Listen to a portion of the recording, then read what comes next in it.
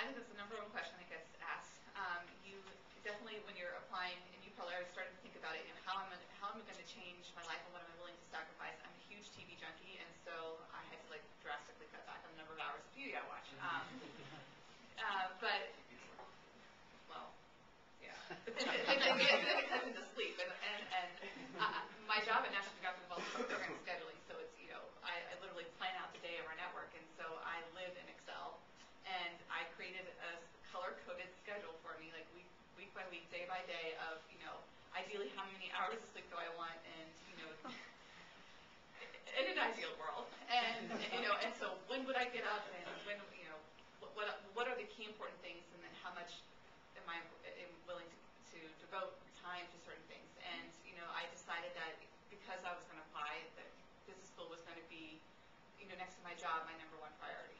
And so I was going to be willing to invest more time in that than in other things. So you definitely have to make choices in terms of how you're going to spend your Friday and Saturday nights or your weekends. I've definitely spent many Friday nights, studying or reading, an economics textbook rather than going out to a movie with friends. But the other kind of cool thing is that when you're here, and you may have already heard about this, there's such a community here. And I am friends with so many of my classmates. And so when you're coming to class, it also becomes a social engagement opportunity as well. So you are connecting with your friends, and so that's, well, it's not quite going out and partying, it's you're still being able to have that social aspect, and it's sort of a different kind of social engagement.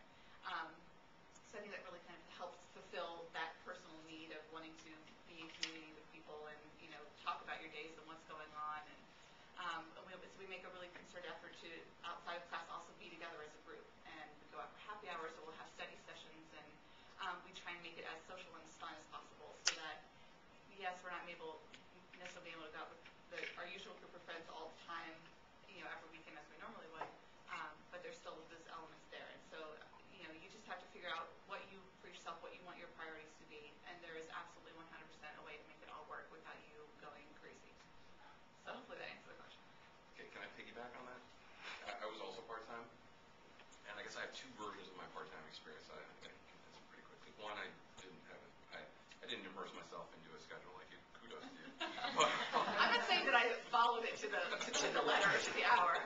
But I sort of had two experiences. One, I started in the fall of 2005, and the company that I was working at reorged in the spring of 2006.